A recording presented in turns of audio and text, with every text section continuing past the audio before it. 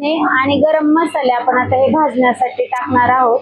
जोपर्यंत आपल्या मिरच्या ड्रायरला लावलेल्या आहेत, मिरच्या प्रॉपर ड्राय होईपर्यंत आपण हे सर्व मसाल्याचे पदार्थ भाजून घेणार आहोत व्यवस्थित।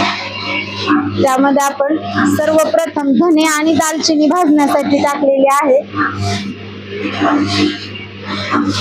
त्यानंतर आपण आता हे सर्व खडे मसाले भाजण्यासाठी टाकणार आहोत। फ्रेश, भेसळविरहित, अगदी घरगुती पद्धतीने बनवलेला घरगुती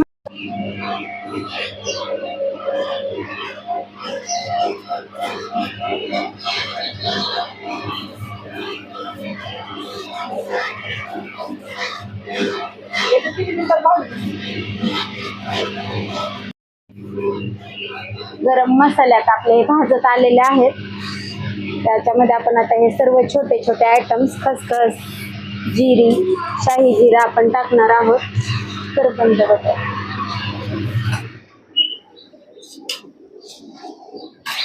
आपला हा सगळा मसाला भाजून झालेला आहे।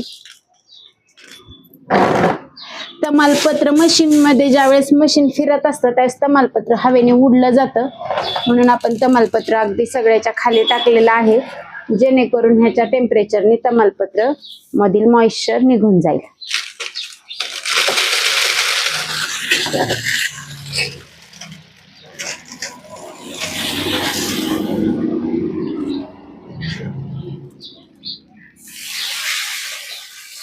सगळं मटेरियल आता आपलं भाजून रेडी झालेलं आहे।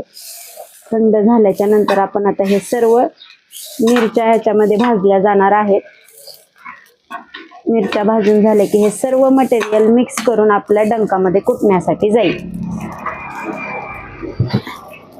अशा प्रकारे स्वामिनी महिला गृहोद्योग मध्ये भेसळविरहित पारंपरिक पद्धतीने बनवलेला घरगुती मसाला जर कोणाला हवा असेल तर कॅप्शन मध्ये दिलेल्या नंबरवरती व्हॉट्सअप करा व आजच आपली ऑर्डर बुकिंग करा।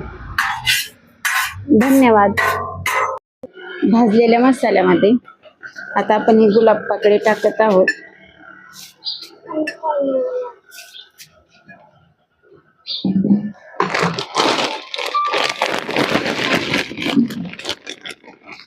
कस्तुरी मेथी,